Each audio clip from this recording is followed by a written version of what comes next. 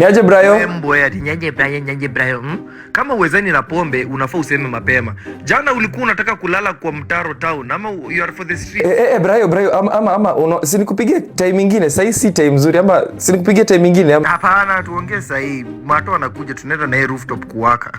Kwanza nimekumbuka 2 weeks ago tukiwa kwa kina Velma ikiwa mara yako ya kwanza kuvuta bangi. Makamasi. Unamaanisha nilikuwa navuta makamasi, si ndio? Mimi nasema bangi. Sasa makamasi imetokea wapi tena kwa hii story? Unajua budo unakuanga na ufala mingi sana. Ndio maana ule mumamazu ulikuwa na date hata alikuwa changa. Na venye alikuwa nakupatianga tu pesa. Hebu cheki. Hebu imba ile wimbo fulani ulikuwa unapenda kumwimbia.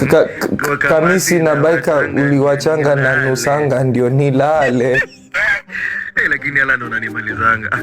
Wewe fanya aje? Next week tunaenda Naivasha. So anza kudanganya wazazi tunaenda kufanya project ya makanisani. Wewe utawapanga tu venye umezoea kuwadanganya. Sawa? Haya bye.